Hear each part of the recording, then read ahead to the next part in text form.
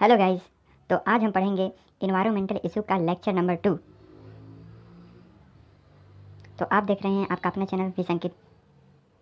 तो हम पढ़ना स्टार्ट करेंगे domestic sewage and industrial influence. Domestic sewage and industrial influent. As we work with water in our homes, in the cities and tower, we wash everything into drain। Cities और town में जब हम अपने घरों में जल का यूज करते हैं तो सभी वस्तुओं को नालियों में बहा देते हैं। किस में बहा देते हैं? नालियों में बहा देते हैं, ड्रेन्स में बहा देते हैं। सिटीज़ और टाउन में जब हम अपने घरों में जल का यूज करते हैं तो सभी वस्तुओं को नालियों में बहा देते हैं। Have you have you have you ever have you ever wondered have you ever wondered where the sewage that come out our house go? What happened in village? क्या आपको कभी आश्चर्य हुआ कि हमारे घरों से निकला या स्वेज कहाँ जाता है? That come out our house कहाँ जाता है? What happened in village? Village में क्या होता है? Is the sewage treated before being transported to the nearest river and mixed with it? क्या स्वेज को पास की रिवर तक ले जाने और उसमें मिक्स करने से पहले उसको ट्रीट किया जाता है? ए mayor 0.1% impurities make domestic sewage unfit to human use। केवल 0.1% इम्प्योरिटीज़ के कारण ही डोमेस्टिक स्वेज हमारे यूज करने के लायक नहीं रहता। Okay. You have read about sewage treatment plant in chapter 10।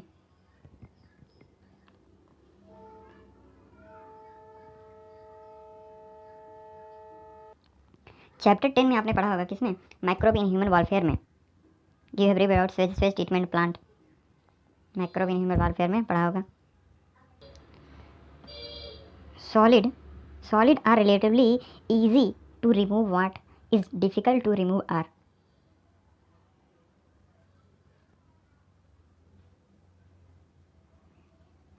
Dissolved salt such as nitrate, phosphate and other nutrients and toxic metal ion and organic compound solid को relatively आसानी से remove, आसानी से क्या? सॉलिड को रिलेटिवली आसानी से remove किया जा सकता है, लेकिन डिजॉल्व साल्ट जैसे nitrates phosphate and other nutrients तथा टॉक्सिक मेटल आयन एवं ऑर्गेनिक कंपाउंड को रिमूव करना कठिन होता है। किसको? ऑर्गेनिक कंपाउंड को रिमूव करना क्या होता है? Toxic metal ion and organic compound को रिमूव करना क्या होता है? कठिन हो जाता है। Domestic Suez primarily contain biodegradable organic matter which readily decompose takes to bacteria and other microorganisms which can multiply using these organic substance and hence utilize some of the component of sewage। Domestic Suez में मुख्यतः biodegradable organic matter पाए जाते हैं जिनका decomposition आसानी से हो जाता है। हमें उन बैक्टीरिया और माइक्रो ऑर्गेनिज्म को थैंक्स बोलना चाहिए जो इन ऑर्गेनिक सब्सटेंस को सबस्ट्रेट की तरह यूज करते हैं। किसकी तरह यूज करते हैं? ऑर्गेनिक सब्सटेंस को सबस्ट्रेट की तरह क्या करते हैं? यूज करते हैं। Using multiply this organic substance as substrate की तरह क्या करते हैं? यूज करते हैं। और अपनी पॉपुलेशन में वृद्धि कर सकते हैं। वृद्धि कर सकते हैं। और इस प्रकार ये स्वेज के कुछ कंपोनेंट स्वेज के कुछ कंपोनेंट का क्या कर लेते हैं? यूज कर लेते हैं। It is possible to estimate the amount of organic matter in sewage water by measuring biochemical oxygen demand बोले तो BOD। स्वेज वाटर में बायोकेमिकल ऑक्सीजन डिमांड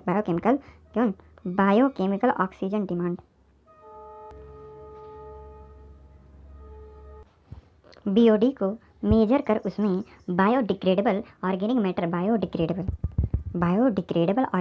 के अमाउंट को पता किया जाता है। इसको बायोडिग्रेडेबल के अमाउंट को पता किया जा सकता है। Can you explain how? क्या आप एक्सप्लेन कर सकते हैं? In the chapter on microorganism, you have read about the relation between BOD, microorganism, and the amount of biodegradable matter. Biodegradable matter. इस चैप्टर में microorganism we have read about the relation between the BOD microorganism and the amount of biodegradable, उसमें biodegradable organic matter के amount का पता किया जा सकता है। Figure 16.3 show some of the change that one may notice following discharge of sewage into a river. Figure 16.3 में कुछ चेंजेस दिखाए गए हैं जिन्हें रिवर में स्वेज के डिस्चार्ज के बाद देखा जा सकता है। किसके बाद? रिवर में स्वेज के डिस्चार्ज के बाद देखा जा सकता है। देखेंगे micro organism involve in biodegradable of organic matter in the receiving water bodies consume a lot of oxygen and as a result there is a sharp decline in the dissolved oxygen downstream from the point of sewage discharge।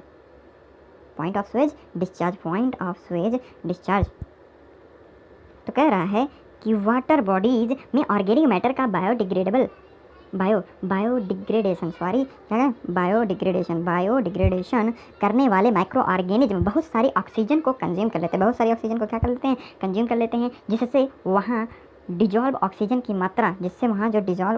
मात्रा जो होती है तेज़ी से गिरावट आ जाती है। Dissolve oxygen की मात्रा में क्या हो जाती है? तेज़ी से गिरावट आ जाती है। डिजॉल्व ऑक्सीजन की मात्रा में जो क्या होती है? तेज़ी से गिरावट आ जाती है, तेज़ी से down stream from the point of Suez discharge. This causes mortality of fish and other aquatic creature. इसके कारण फिश और एक्वाटिक क्रिएचर की मोर्टेलिटी बढ़ जाती है। बोले तो मृत्यु दर, मोर्टेलिटी मतलब मृत्यु दर क्या हो जाती है? बढ़ जाती है। इसके कारण फिश और एक्वाटिक क्रिएचर की मोर्टेलिटी बढ़ जाती है, मृत्यु दर बढ़ जाती है। Presence of large amount of nutrient in the water also cause excessive growth of planktonic algae called an algal boom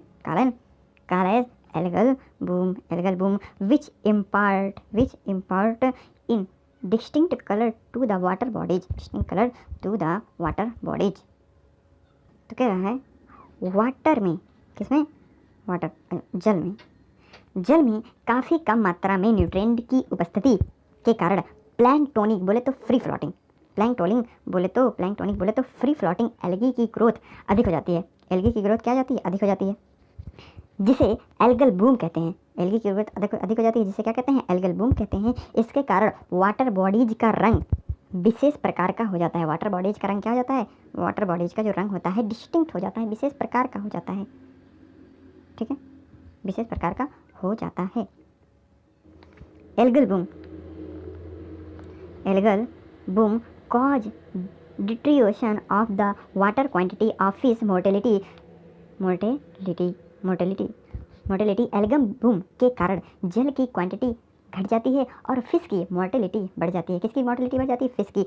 some bloom forming algae are extremely toxic to human being and animal. कुछ bloom forming algae मानव बोले तो humans और animals के लिए extremely toxic होते हैं। क्या होते हैं? एक्सट्रीमली टॉक्सिक होते हैं। कुछ bloom forming algae human and animals के लिए एक्सट्रीमली टॉक्सिक होते हैं। एक्सट्रीमली क्या होते हैं? टॉक्सिक होते हैं, हानिकारक होते हैं। You may have seen the harmful mauve color flower found on very aptly shaped floating plant in the water bodies। आपने मेव कलर बोले तो नीले रंग, ठीक है, आपने नीले रंग के ब्यूटीफुल फ्लावर को देखा होगा जो वाटर बॉडीज में फ्लोटिंग प्लांट पर, जो वाटर बॉडीज में फ्लोटिंग प्लांट पर रहते हैं। यह प्लांट अच्छे आकार, बोले तो एप्रिली शेप के होते हैं, अच्छे आकार, अच्छे आकार के होते हैं। कैसे होते हैं? अच्छे आकार के होते हैं। These plant which were introduce into India for their lovely flower have caused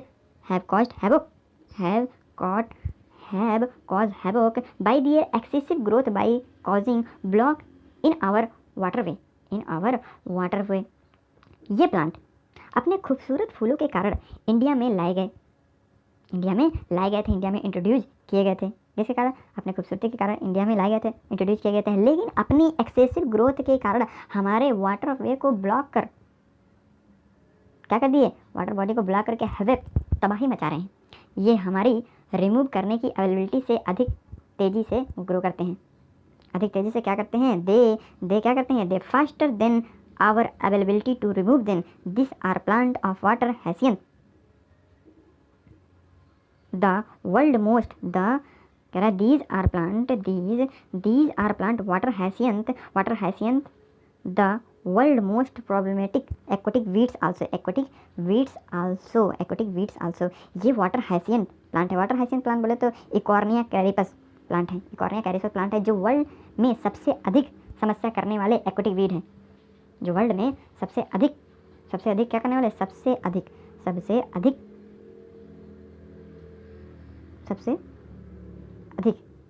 क्या करने वाले? समस्या करने वाले एक्वाटिक वीड हैं। Also called terror of Bengal, जिसे हम टेरर ऑफ बंगाल के नाम से भी जानते हैं। They grow abundantly in eutrophic water bodies and lead to an imbalance in the ecosystem dynamics of the water bodies। ये क्या? ये यूट्रॉफिक वाटर बॉडीज में अधिक ग्रो करते हैं और इसकी इकोसिस्टम डायनामिक और इनबैलेंस, और इसकी इकोसिस्टम डायनामिक को क्या करती है? इनबैलेंस कर देती है। Sewage from our homes as well from hospital are like to contain many undesirable pathogenic microorganism and its disposal into a water without proper treatment may cause outbreak of serious disease such as dysentery, typhoid, jaundice, cholera etc। हमारे Holmes और hospital से निकलने वाले Suez में बहुत सारे undesirable pathogenic micro organism हो सकते हैं। इन्हें प्रॉपर ट्रीटमेंट के बिना जल में बहाने से डिसेंट्री, टाइफाइड, जॉन्डिस, कोलेरा जैसी गंभीर बीमारियां हो सकती हैं। क्या हो सकती हैं? गंभीर बीमारियां हो सकती हैं। Unlike domestic sewage waste water from industries like petroleum, paper manufacturing, metal extraction and processing, chemical manufacturing and processing manufacturing etc। Unlike domestic sewage industry जैसे petroleum, paper, metal, chemical manufacturing आदि के वेस्ट,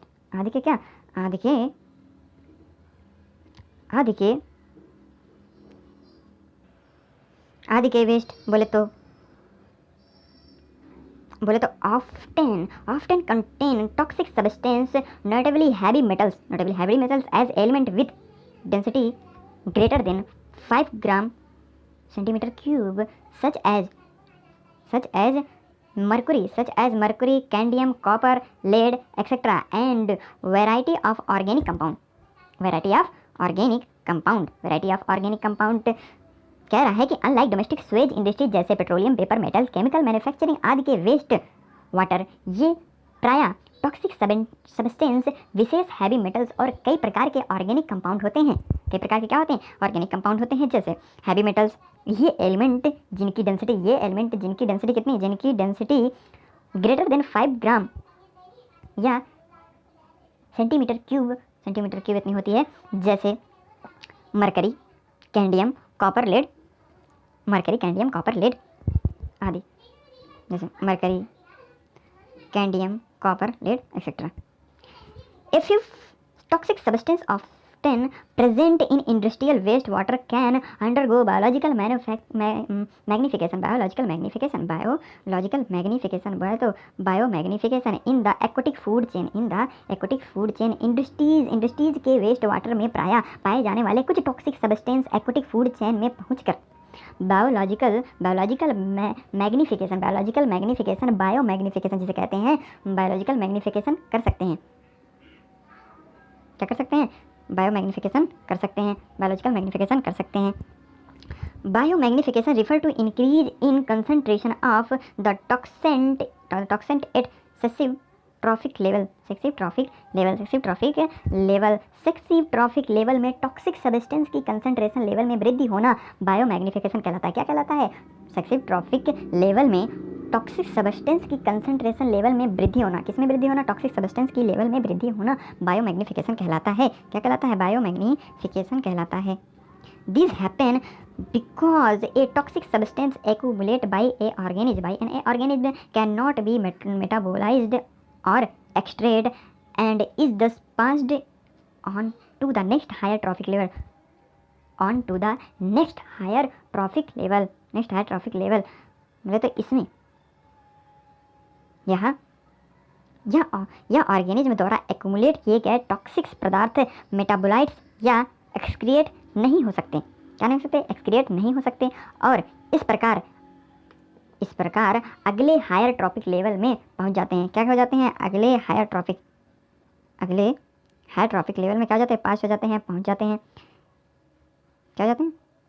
पास हो जाते हैं, पहुंच जाते हैं। These phenomena is well known of mercury and DDT। इस फिनोमिना को मरकरी और DDT में देखी जा सकती है। इसमें देखी जा सकती है। Figure 16.5 show biomagnification of DDT in an aquatic food chain। तो फिगर 16.5 में एक्वाटिक फूड चेन में DDT के बायोमैग्निफिकेशन को शो किया गया है। आप देख लीजिएगा। इन दिस मैनर, आपको दिखा देते हैं। ये दिया गया है, बायोमैग्निफिकेशन शो किया गया है, इसमें आप देख सकते हैं। ओके, ये रहा, ये sir.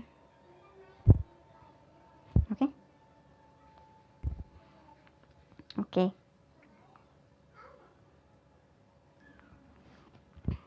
In this manner, concentration of DDT is increased at sexive trophic level. Say if it start at 0.003 ppb part per billion in water, it can ultimately reach 25 ppm, 25 parts per million in fish eating bird through biomagnification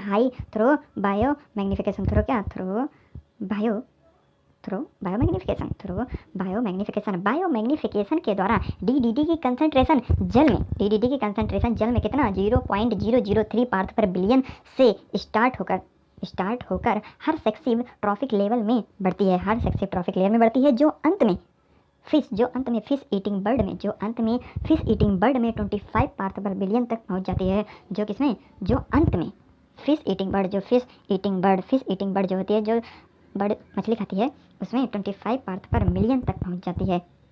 okay, high concentration DDT describe calcium metabolism in bird which cause thinning of egg cell and their premature breaking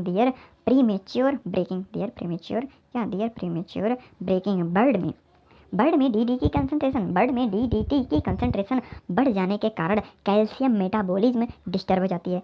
क्या जाती है?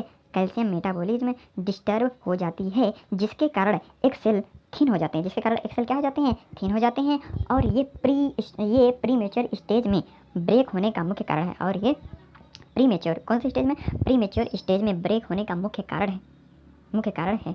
क्या है?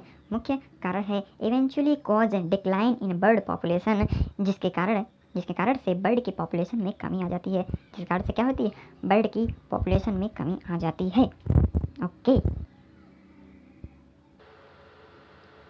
Eutrophication is the natural ageing of a lake by biological enrichment of its water. Eutrophication के बारे में बात कर रहे हैं। जल में न्यूट्रिएंट के इनरिचमेंट के कारण लैक्स की नेचुरल एगिंग को यूट्रोफिकेशन कहते हैं। क्या कहते हैं? यूट्रोफिकेशन कहते हैं। किसको? लैक्स की नेचुरल एगिंग को यूट्रोफिकेशन कहा जाता है, कहते हैं। In a young lake of the water in is cold and clear supporting little life. नई झील का पानी ठंडा और साफ होता है। ठंडा और क्या होता है? साफ होता है। ठंडा और साफ होता है। With time stream draining into the lake introduce nutrient such as nitrogen and phosphorus which encourage the growth of aquatic organism जिससे इसमें कम ऑर्गेनिज्म ही पनप पाते हैं। समय के साथ साथ इसमें बहकर आए नाइट्रोजन एंड फॉस्फेट जैसे न्यूट्रिएंट्स मिल जाते हैं। क्या है? इसमें बहकर आए नाइट्रोजन, फॉस्फेट और जैसे न्यूट्रिएंट फास्फोरस जैसे न्यूट्रिएंट मिल जाते हैं, जो कि एक्वेटिक ऑर्गेनिज्म की ग्रोथ को एनकरेज करते हैं। क्या करते हैं? एनकरेज करते हैं। As the lake's fertility increase plant and animal of Burgess and organic remain being to be deposited on the lake bottom। जैसे जैसे झील की फर्टिलिटी बढ़ती है, प्लांट और एनिमल फलने फूलने लगते हैं। क्या करने लगते हैं? फलने फूलने लगते हैं। Increase plant and animal life burgeons, फलने फूलने लगते हैं। और ऑर्गेनिक रिमेन्स लेक की बॉटम में बैठने लगते हैं। बॉटम में क्या होता है? बैठने लगते हैं। Over the centuries as silt and organic debris piles up the lake growth slower and warmer with warm water organism supplanting does that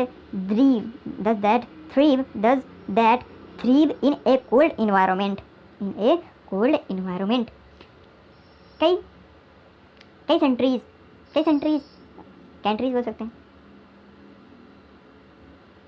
कई कंट्रीज में इसमें जैसे जैसे सिल्ट और ऑर्गेनिक डिब्रीज का ढेर लगता जाता है, वैसे वैसे लेक सैलो और गर्म होती जाती है। लेक सैलो क्या हो जाती है? लेक सैलो जो है क्या होती जाती है? गर्म होती जाती है। ओके, लेक सैलो जो होती है गर्म होती जाती है। मार्स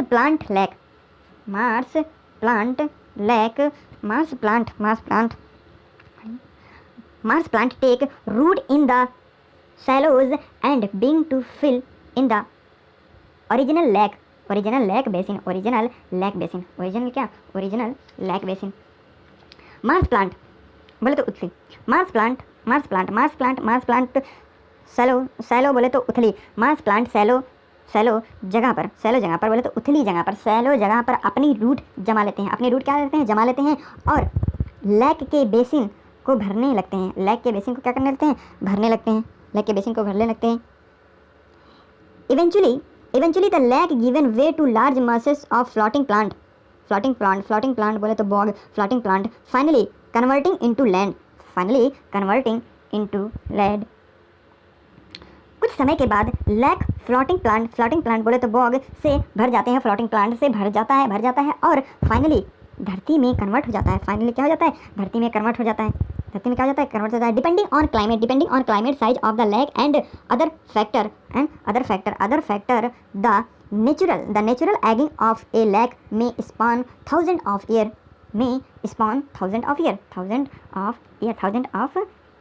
क्लाइमेट, लेक के साइज और अदर फैक्टर के डिपेंडेंसी के अनुसार लेक की नेचुरल एगिंग हजारों वर्ष में होती है। However, pollutants from man's activities like influence from the industries and homes can readily attract the egging process। Ageing process फिर भी फिर भी मैन बोले तो मानव की कई एक्टिविटीज़ जैसे घरों की, इंडस्ट्रीज से निकलने वाले पॉल्यूटेंट की इन्फ्लुएंस के कारण एगिंग प्रोसेस में काफ़ी तेज़ी आ जाती है। एगिंग प्रोसेस में क्या हो जाती है? काफ़ी तेज़ी आ जाती है। This phenomenon has been called cultural या accelerated eutrophication called as cultural या एक्सेलरेटेड यूट्रिफिकेशन कहते हैं। तो इस फिनोमिना को कल्चरल या एक्सीलरेटेड यूट्रिफिकेशन कहा जाता है। ड्यूरिंग द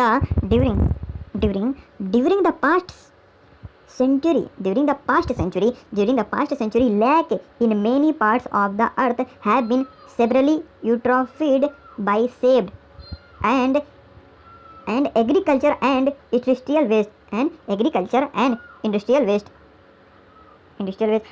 पिछली सेंचुरी में पृथ्वी के कई हिस्सों में लैक्स का स्वेज एग्रीकल्चर तथा इंडस्ट्रियल वेस्ट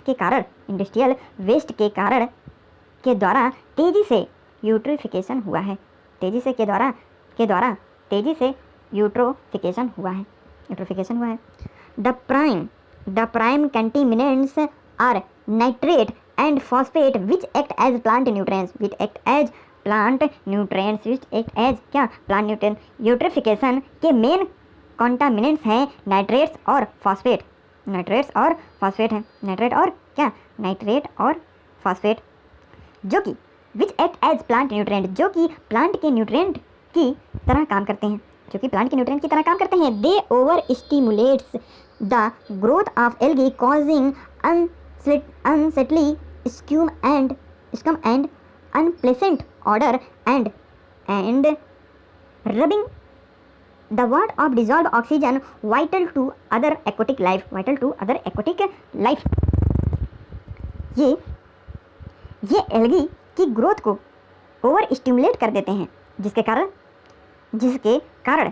झील में स्कम ऑर्डर हो जाती है। जिसके कारण झील में क्या हो जाती है? स्कम बोले तो मैल क्या हो जाती है? ऑर्डर हो जाती है। मैल क्या हो जाती है? ऑर्डर हो जाती है। मैल बोले तो स्कम बोले मैल जो होती है स्कम क्या हो जाती है? दुर्गंध हो जाती है, ऑर्डर हो जाती है। क्या हो जाती है? ऑर्डर हो जाती है। एक्वाटिक लाइफ के लिए आवश्यक डिजॉल्व ऑक्सीजन समाप्त या चोरी हो जाती है। एक्वाटिक लाइफ के लिए आवश्यक डिजॉल्व ऑक्सीजन क्या हो जाती है? समाप्त या चोरी हो जाती है। चोरी हो जाती है। क्या होती है? चोरी हो जाती है। At the same time other pollutants flowing into a lake may poison whole pollution of fish whose decomposing remain further deplete the water's dissolved oxygen content। साथ ही लैक्स में बहकर आने वाली अन्य पॉल्यूटेंट्स फिश की पूरी पॉल्यूशन को पॉइजनस कर सकते हैं जिनके डिकम्पोजिशन के रिमेन से जल में घुली ऑक्सीजन की मात्रा कम हो जाती है। In such fashion, a lake can literally cook to death। इस प्रकार लैक वास्तव में घुटकर मर जाती हैं। लैक जो होती हैं वास्तव में घुटकर क्या हो जाती हैं? मर जाती हैं। Such as fashion, a lake can literally cook to death। Heated बोले तो thermal waste water floating out the electricity generating unit। Example, thermal power plant constitute another important category of pollutants। Thermal power plant जैसे electricity generating unit से निकलने वाले thermal waste water एक अलग तरह की पॉल्यूटेंट्स कैटेगरी बनाता है। भैया thermal waste water eliminates or reduce the number of organisms sensitive to high temperature and may enhance the growth of plant and fish in extremely cold areas, but only after causing damage to the indigenous flora and fauna। Thermal waste water से high temperature के प्रति sensitive organism की संख्या कम हो जाती है। Extremely cold area में वहाँ के इंडाइजेनस फ्लोरा और फना को डैमेज करने के बाद वहाँ प्लांट और फिश की ग्रोथ को बढ़ा भी सकता है, A case study of integrated wastewater treatment. Wastewater including sewage can be treated in an integrated manner by utilizing a mix of artificial and natural process. Sewage waste water का treatment artificial और natural दोनों process को मिलाकर integrate manner में किया जा सकता है. इस इनिशिएटिव का example such an initiative is the town of Arcata situated along the northern coast of California. इस इनिशिएटिव का एग्जांपल आर्केटा टाउन है. इस इनिशिएटिव का एग्जांपल क्या है? आर्केटा टाउन है जो कैलिफोर्निया के नॉर्थन कोस्ट पर स्थित है. तो इनिशिएटिव का एग्जांपल क्या है? आर्केटा टाउन कहाँ स्थित है? नॉर्थन कोस्ट पर स्थित है. कैलिफोर्निया के नॉर्थन कोस्ट पर क्या है? स्थित है. Collaborating with biologists from the Humboldt State University. The town people create an integrated wastewater treatment process within a natural system. Humboldt State universities के बायोलॉजिस्ट के सहयोग से शहर के लोगों ने नेचुरल सिस्टम के अंदर integrate waste water treatment process तैयार किया. इंटीग्रेट वेस्ट वाटर ट्रीटमेंट तैयार किया. The cleaning occur into stage. Cleaning के 2 स्टेज में होती है. क्लीनिंग कितने स्टेज में होती है? क्लीनिंग 2 स्टेज में होती है. ये है द conventional sedimentation. इसमें क्या है? filtering and chlorine treatment are given after this stage. Lot of dangerous pollutants like dissolved heavy metal still remain to इसमें फिल्टरिंग और क्लोरीन ट्रीटमेंट दिया जाता है. क्लोरीन ट्रीटमेंट दिया जाता है.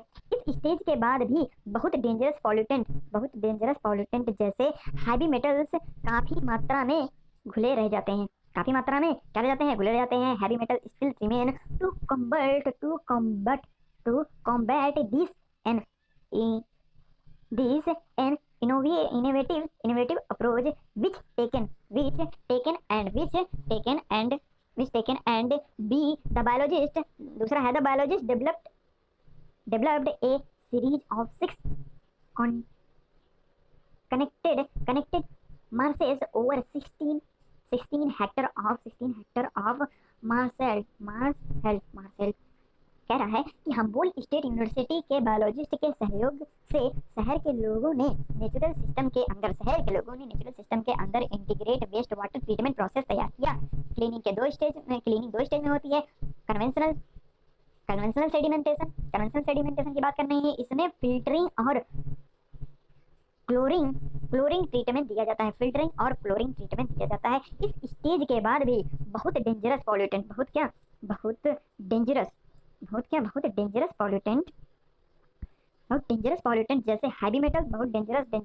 जैसे हैवी मेटल्स काफी मात्रा में घुले रह जाते हैं. इसे दूर करने के लिए एक नई अप्रोच का प्रयोग किया गया. एक नई अप्रोच तैयार किया गया. Be the biologist developed A series of 6 connected marshes over 16 hectare of marshland. Biologist ने लगभग 60 हेक्टेयर बी का बात कर रहे हैं. दूसरा क्लीनिंग स्टेज. बायोलॉजिस्ट ने लगभग 60 हेक्टेयर के मार्शलैंड में आपस में जुड़े हुए 6 मार्शेस की एक सीरीज. कितने मार्शेस की? 6 मार्शेस की एक सीरीज डेवलप्ड की. इस एरिया में अप्रोप्रिएट, इस एरिया में बोले तो appropriate plant, algae, fungi and bacteria were seeds into this area which neutralize absorb the assimilate the pollutants से इस एरिया में appropriate plant, algae, fungi और बैक्टीरिया छिड़के गए। क्या किए गए? छिड़के गए। क्या किए गए? छिड़के गए, जो पॉल्यूटेंट्स को न्यूट्रलाइज, जो पॉल्यूटेंट्स को क्या करता है? न्यूट्रलाइज, एब्जॉर्ब और एसिमिलेट करते हैं। क्या करते हैं? जो पॉल्यूटेंट्स को न्यूट्रलाइज करते हैं, एब्जॉर्ब करते हैं और एसिमिलेट करते हैं। इसलिए क्या बोले तो hence as the water flows through the marshes it gets purified naturally, इसलिए मार्सेस से होकर गुजरने वाला जल, नेचुरली प्यूरिफाइड हो जाता है। नेचुरली क्या हो जाता है? प्यूरिफाइड हो जाता है। ओके, प्यूरिफाइड हो जाता है। The marshes also constituent a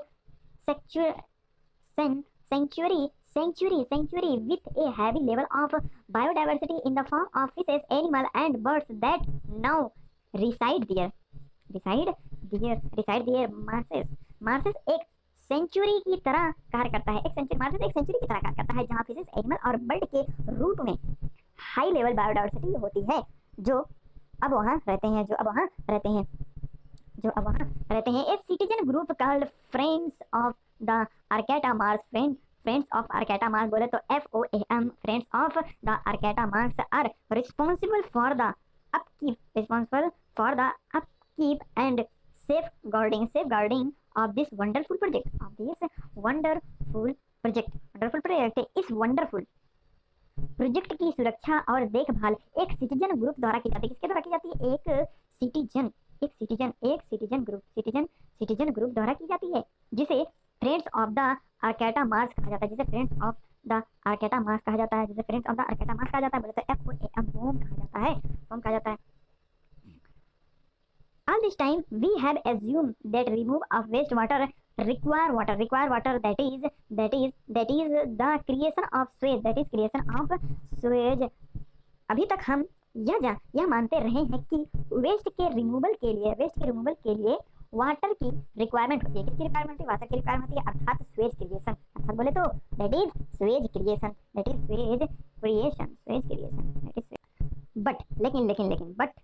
लेकिन what if water is not necessary to dispose of human waste like excreta? Can you imagine the amount of water that one can save if one didn't have to flush the toilet? Human waste जैसे excreta को dispose करने के लिए यदि जल ना हो तो क्या होगा? क्या आप इमेजिन कर सकते हैं कि यदि टॉयलेट को फ्लश ना करना पड़े तो कितना जल सेव होगा? Will this already a reality? वास्तव में यह एक रियलिटी है। Ecological sanitisation is a sustainable system for handling human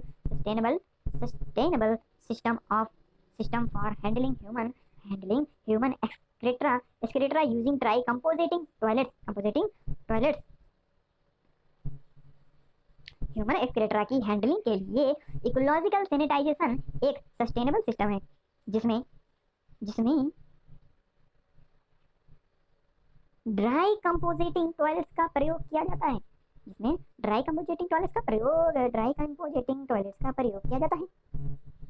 this is a particle hygienic, efficient and cost effective solution to human waste disposal. This is a particle hygienic, efficient and cost effective solution to human waste disposal। यह human waste के disposal का particle hygienic, efficient और कम cost वाला तरीका है। The key point two note here is that with is compositing method human excreta can be recycled into a resources बोले तो as a natural fertilization which reduce the need for chemical fertilizer। Compositing method के द्वारा human excreta को recycle करके natural fertiliser के रूप में change किया जा सकता है। नेचुरल फर्टिलाइजर के रूप में चेंज किया जा सकता है, जिससे केमिकल फर्टिलाइजर की आवश्यकता कम हो जाती है। क्या हो जाती है? कम हो जाती है। There are working ecosan toilets in many areas of Kerala and Sri Lanka. Kerala और श्रीलंका में कई भागों में इकोसन टॉयलेट का यूज हो रहा है। इकोसन टॉयलेट का क्या हो रहा है? यूज हो रहा है। बात करें solid waste refer to everything that goes out in trash. Solid waste, ये सभी वस्तुओं को ट्रैश बोले तो कबाड़, ये सभी वस्तुओं को कबाड़ समझकर फेंक दी जाती है। उन्हें सॉलिड वेस्ट कहा जाता है। वे सभी वस्तुएं जो कबाड़ समझकर फेंक दी जाती हैं उन्हें सॉलिड वेस्ट कहा जाता है। Municipal solid waste are waste from home, office, store, school, hospital and etcetera. Municipal solid waste में homes, office, store, school, hospital आदि से फेंके गए वेस्ट आते हैं।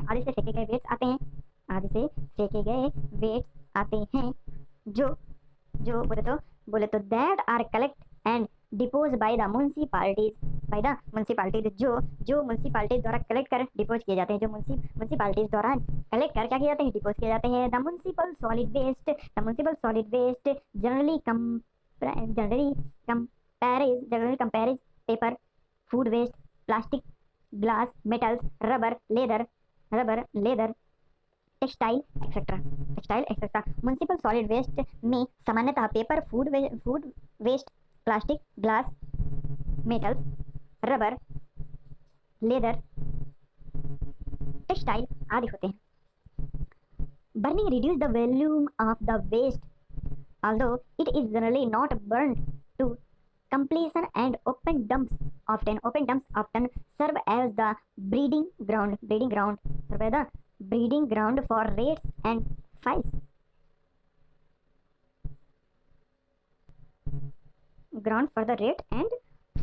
वेस्ट को जलाने से इसके वैल्यू में कमी आती है। कमी आती है। ये पूरी तरह से बोले तो ये पूरी तरह से जलते नहीं हैं तथा खुले में फेंकने से यह रेट्स और फाइल्स के लिए ब्रीडिंग ग्रोथ का काम करते हैं। ये रैट्स और फाइल्स के लिए ब्रीडिंग ग्राउंड का काम करते हैं। Sanitary landfills were adopt as the substitute for open burning dump के स्थान पर सैनिटरी लैंडफिल्स को अडॉप्ट किया गया था। सैनिटरी लैंडफिल्स को अडॉप्ट किया गया था।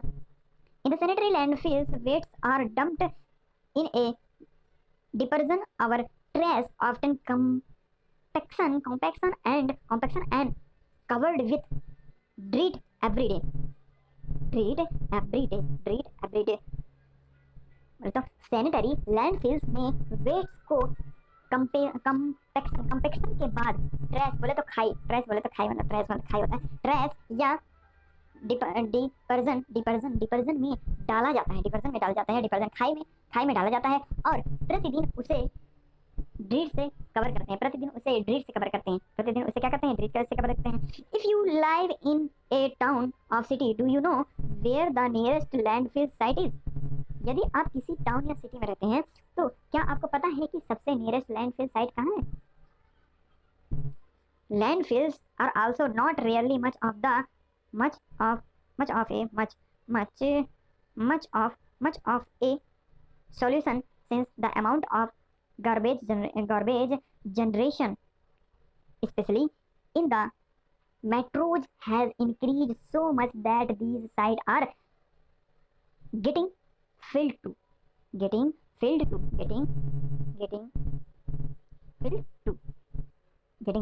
मेट्रोज में बहुत अधिक गार्बेज होने लगा है। क्या होने लगा? मेट्रो सिटीज में बहुत अधिक गार्बेज होने लगा है, जिससे ये साइट्स भी भर जाती हैं। जिससे ये साइट भर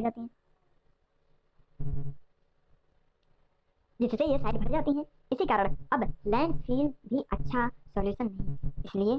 इसलिए अब लैंडफिल भी अच्छा सॉल्यूशन नहीं। इसी कारण अब लैंडफिल्स भी अच्छा सोल्यूशन नहीं है। अच्छा सोल्यूशन क्या है? अच्छा सोल्यूशन नहीं है। Okay, also there in danger of seepage of chemical etc from these landfills polluting the underground water resources in landfills से केमिकल के सैपेज बोले तो रिसाव रिसाव केमिकल के सैपेज का संकट होता है। केमिकल के सैपेज सीपेज का संकट होता है, जिसमें अंडरग्राउंड वाटर रिसोर्सेज भी पॉल्यूटेड हो जाते हैं। अंडरग्राउंड वाटर रिसोर्सेज भी पॉल्यूटेड हो जाते हैं।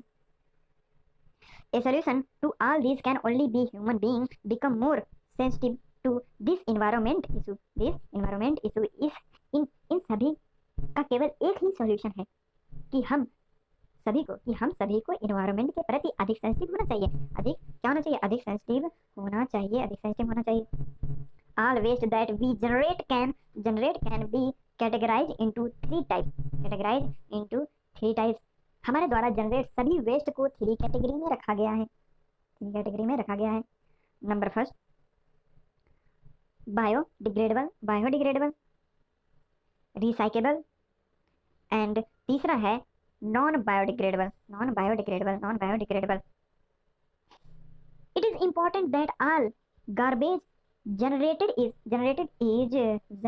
is sorted. What can be reduced or recycled separate out our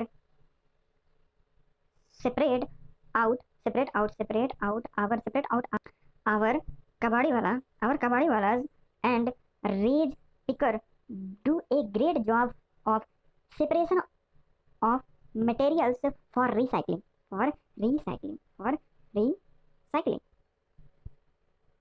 जिसे रिसाइकिल या रिज्यूम किया जा सकता हो उसे सेपरेट करना चाहिए। जिसे रिसाइकिल या रीयूज बोले तो रीयूज किया जा सकता हो उसे सेपरेट करना चाहिए। हमारे कबाड़ी वाला और रैग पिकर रिसाइकलिंग में जाने वाले मटेरियल को सेपरेट करने का बड़ा काम करते हैं।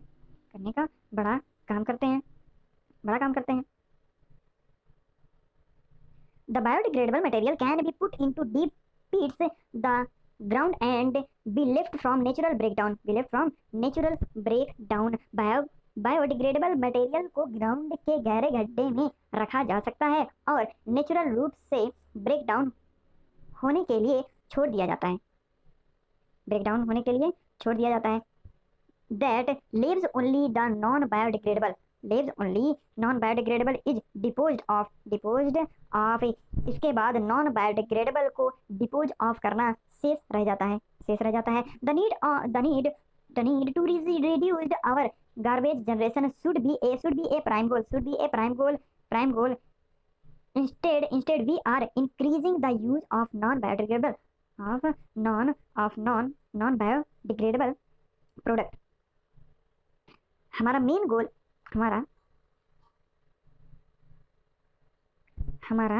मेन गोल यह होना चाहिए कि गार्बेज कम से कम जनरेट हो, लेकिन इसके स्थान पर हम लोग नॉन बायोडिग्रेडेबल प्रोडक्ट का यूज अधिक करते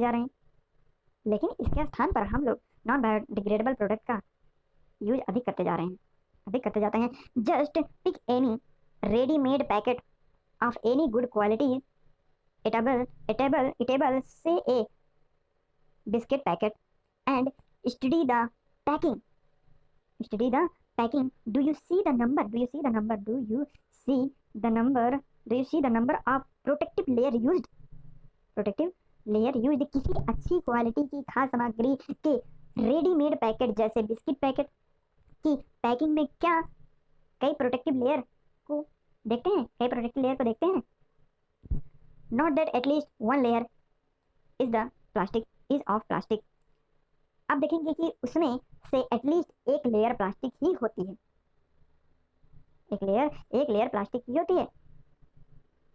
We have started packing even our daily use products like milk and water in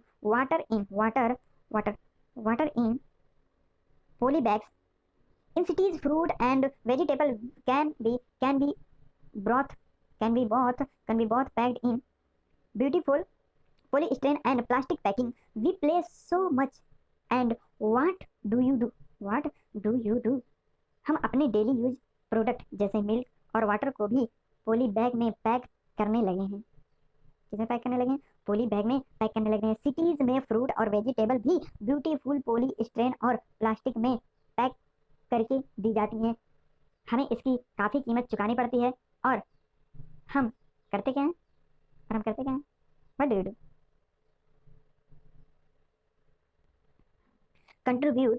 Contribute heavy environmental pollution है contribute heavy to environmental pollution। हम environment को pollute करने में सहयोग कर रहे हैं।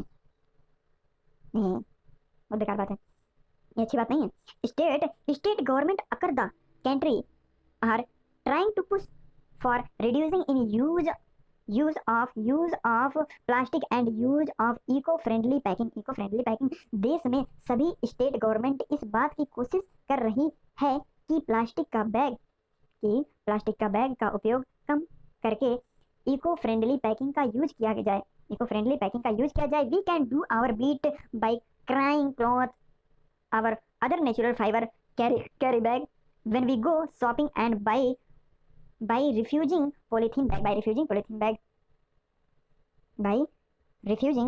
Polythene bag. हमारी कोशिश होनी चाहिए कि जब भी हम शॉपिंग पर जाएं तो अपने साथ कपड़े या नेचुरल फाइबर से बने कैरी बैग लेकर जाएं और पॉलीथीन से बने बैग को लेने से मना कर दें।